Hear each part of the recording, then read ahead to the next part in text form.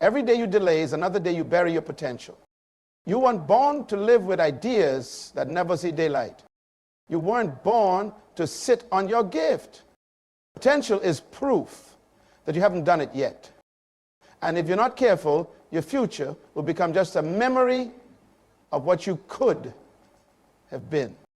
This video isn't about motivation. It's about execution. Because talent without action is wasted, and your time is running out. Let's talk about how to finally do something with what's inside you before it dies with you. Everyone has felt it, that inner pressure, the quiet knowing that you're carrying more inside you than the world has seen. Maybe it's a business idea you keep shelving, a talent you haven't developed, a dream you daydream about but never act on.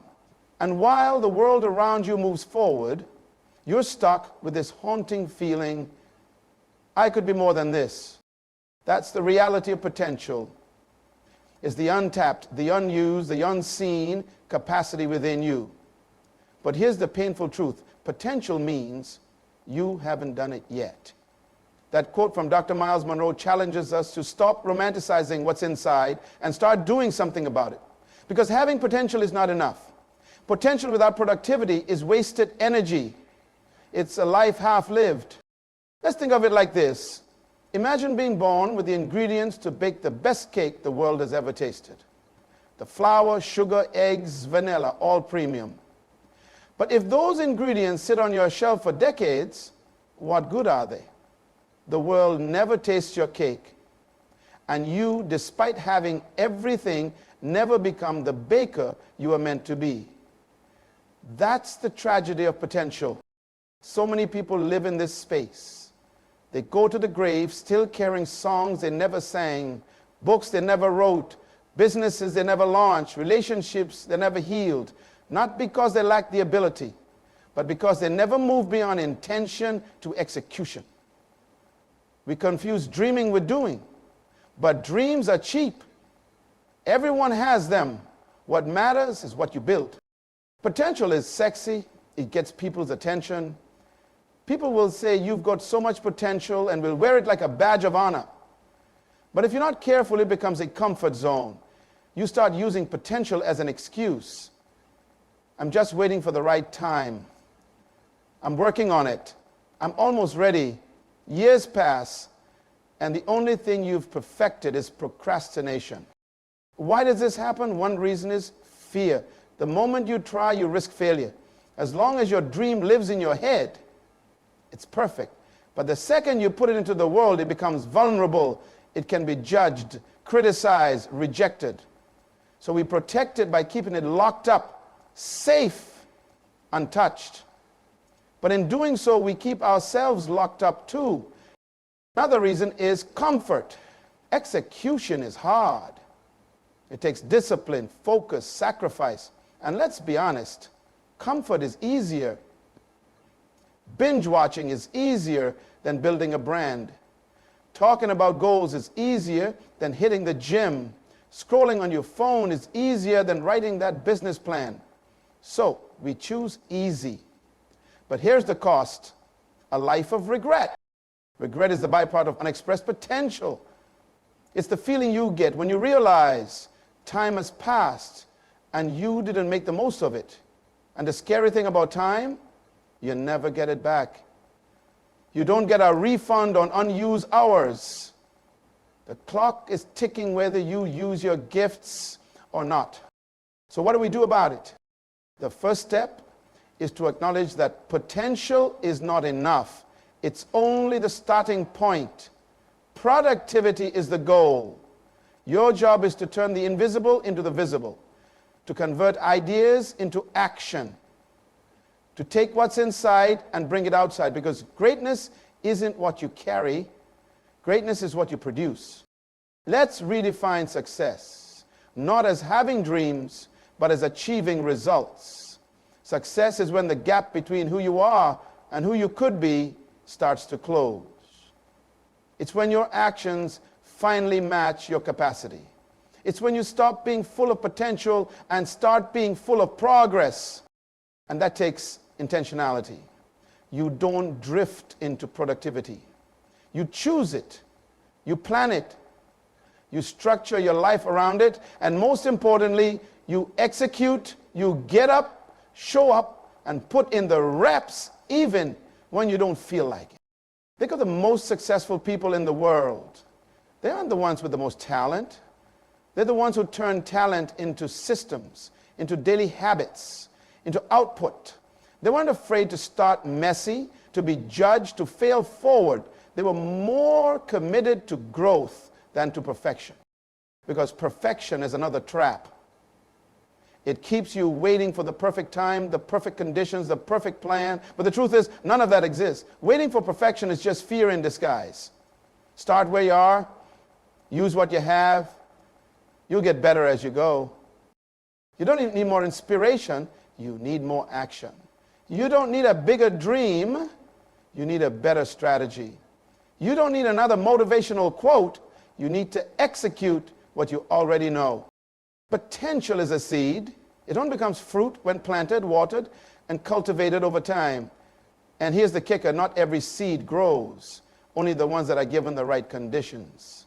So ask yourself, what kind of environment are you creating for your potential? Are you surrounding yourself with people who challenge you or people who keep you comfortable? Are you organizing your time to prioritize your vision? Or are you letting distractions run your day? Every day is a decision. A decision to either step forward into productivity or shrink back into potential. A decision to either use your time or waste it. A decision to either start or stall. The choice is always yours. But remember this, you weren't born to die full of what-ifs, full of unused skills, full of unlived dreams. You were born to release, to build, to leave behind something that says, I was here, I showed up, I made it count. So don't settle for life of almost. Don't be the person who had the gift but never gave it.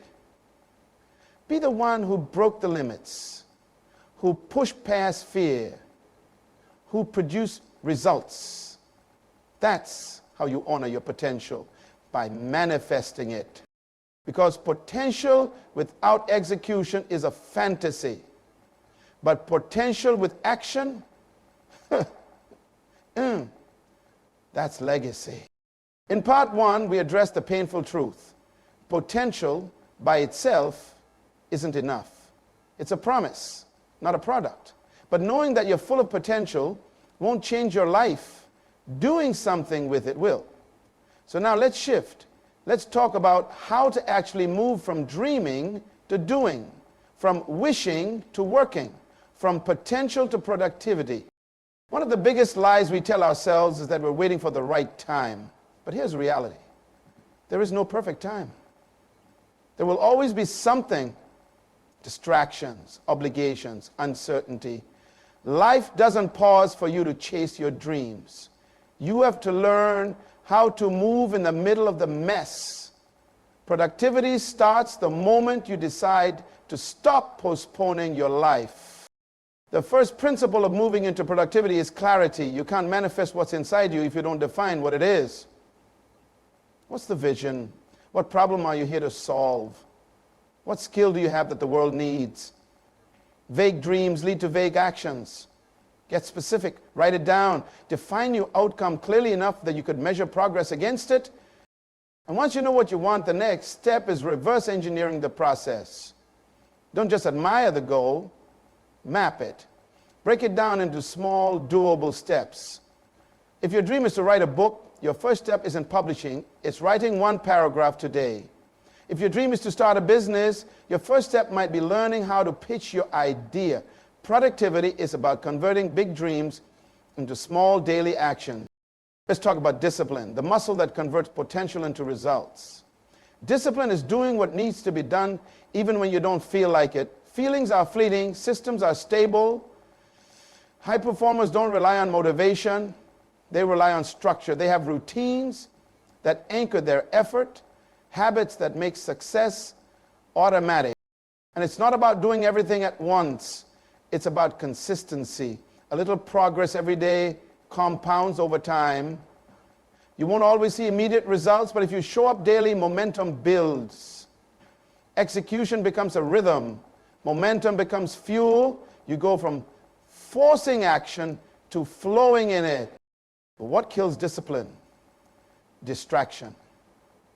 In today's world, distraction is the enemy of destiny. Social media, unnecessary meetings, binge watching, they all eat into your energy and focus. If your dream matters to you, you'll have to protect it. Set boundaries. Build a distraction-proof environment. Productivity isn't just about doing the right things, it's about eliminating the wrong ones. And here's where people get stuck. They want the reward, but they don't want the routine. They want the spotlight, but not the sacrifice. But there's no shortcut to mastery. Every creator, innovator, leader, you name it, paid a price behind the scenes. They practiced in silence, they failed, adjusted, and got better. The outside world only sees the product, but productivity is forged in private. So ask yourself, what's your daily routine saying about your potential? Are you nurturing it or neglecting it? The difference between a dream and a result is what you do every day. Your habits are either feeding your future or starving it. Let's dig deeper into a key principle: time ownership. Time is the most valuable resource you have. Once it's gone, you can't get it back. But most people don't manage time, they react to it. They live in a constant state of urgency, responding to emails, messages, distractions.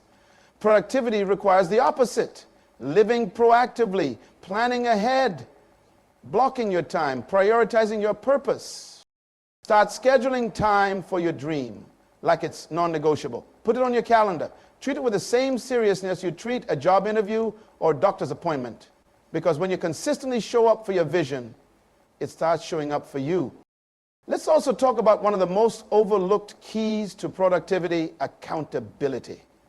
You weren't designed to reach your full potential in isolation. Productivity multiplies when you invite people into your process. Whether it's a coach, a mentor, a friend, or a mastermind group, having someone who checks in on your progress adds pressure and structure. Why does this matter? Because potential left alone becomes passive. It's too easy to slip back into someday. Accountability turns potential into performance. When someone's expecting results from you, you produce. You follow through. You move. But even with clarity, discipline, time ownership, and accountability, there will still be setbacks.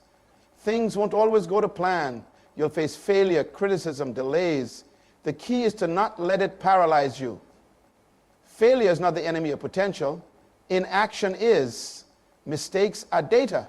They teach you what doesn't work so you can refine what does. Every success story is built on a stack of failures that someone refused to quit on. You also need to develop emotional resilience. Productivity isn't just about physical output. It's about managing your internal state. Self-doubt, fear, insecurity, these are the real enemies of execution. That's why you must learn to control your mindset. Don't wait to feel confident. Act, and confidence will follow.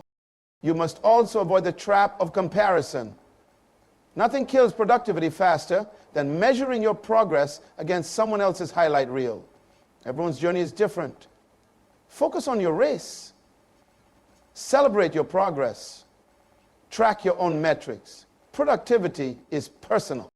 Let's be clear, moving from potential to productivity is a battle. You'll wrestle with laziness. You'll confront fear. You'll fight resistance. But that's the price of progress. Every breakthrough comes with a breakdown you had to overcome. The question is, how badly do you want it? Are you willing to wake up early, to stay up late, to skip the party, to study when others sleep, to sacrifice convenience for legacy? Because nothing great comes easy, but everything great is possible. Here's what you need to understand. The pain of discipline is temporary, but the pain of regret is permanent. One day you look back at your life, and the only thing that will matter is whether you used what was inside you. Did you leave your gifts buried, or did you release them? Did you build, or did you just talk? Did you ship your work, or did you keep tweaking it until the moment passed? The answer depends on what you do today. So here's your challenge. Don't wait another year. Don't stall another month. Don't pause another week. Decide now to shift from being someone who could to someone who does. Wake up every day and act like your dream is urgent, because it is. You don't have forever, but you do have today. And that's enough. You've started the journey. You've moved from knowing to doing, from planning to executing. But now comes the most important part, sustaining the momentum. Because productivity isn't just about what you do once, it's about what you build over time. Potential becomes legacy, not through bursts of energy, but through the consistent investment of effort, focus, and intentional growth. Here's the truth. Starting is exciting, but finishing is powerful. Everyone loves beginnings, new goals, fresh plans, that adrenaline rush of chasing something bigger. But what really separates those who live full lives from those who die full of unused gifts is this: the ability to finish what they start. Finishing is hard. The middle gets messy, doubt creeps in, fatigue sets in, the applause fades, and now it's just you versus your limits. This is where many people quit, not because they didn't have potential, but because they didn't have perseverance. If you want to turn your potential into lasting productivity, you need to develop one thing above all else: grit. Grit is not talent. It's not genius. It's the willingness to show up again and again, even when progress feels slow, even when it hurts, even when no one is watching. It's the mental toughness to keep pressing forward until you finish the race. Productivity isn't a one-time event. It's a lifestyle. It's what you repeatedly do. It's who you become when you make execution your identity. Not something you do once in a while, but something you breathe every day. You become known as someone who finishes, someone who delivers, someone who doesn't just dream, they do. To live that way, you have to fight against two enemies: complacency and burnout. Let's talk about both. Complacency creeps in when you've made a little progress and think it's enough. You start coasting, you get comfortable, you stop pushing. But the most dangerous place to be is in the middle, no longer hungry, but not yet finished. Complacency kills greatness. It makes you settle, and settling for less than your full potential is just another form of giving up. Stay uncomfortable, keep stretching, raise the bar. Ask yourself regularly, am I truly giving my best or just enough to get by? The moment you stop growing is the moment your potential starts dying. Now, on the other hand, burnout is the result of unbalanced execution. You hustle hard, but with no rest, no rhythm, no strategy. Productivity is not about grinding until you break. It's about sustainable mastery. It's knowing when to pause, refuel, reflect, and reset. Long-term productivity is a marathon, not a sprint. To sustain your fire, you need purposeful recovery. That means creating time to disconnect, recalibrate, and come back stronger. It's not laziness, it's longevity. Even high performers need recovery time. The goal isn't to work endlessly, it's to work meaningfully. As you continue turning your potential into real-world results, you also begin to realize something powerful. Your productivity isn't just about you. What you create, what you build, what you share, it begins to touch others. Your productivity has a ripple effect. It inspires people. It solves problems. It opens doors for others. This is where potential turns into impact. Your ideas can become tools that serve others. Your skills can become solutions that improve lives. Your message can become a movement that empowers people, but only if you produce, only if you bring it to life, only if you stop hiding and start shipping. That's the heart of legacy. Not just doing what you love, but doing what lasts. Building something that continues speaking long after you're done. Whether it's a company, a creative work, a system, a message, a movement. It starts with one decision: to start dying full and start living empty. Empty of excuses, empty of hesitation, empty of what ifs. Because you used it all, you gave your gifts, you fulfilled your calling, you turned your inner wealth into external change. And you didn't wait until it was perfect. You just decided it was time. Here's the final truth. Your life is your message.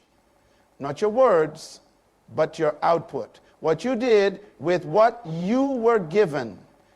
The value you created. The action you took. The difference you made. The people who leave the deepest impact aren't the ones with the most talent. They are the ones who turned their potential into performance. They worked the gift. They finished the race.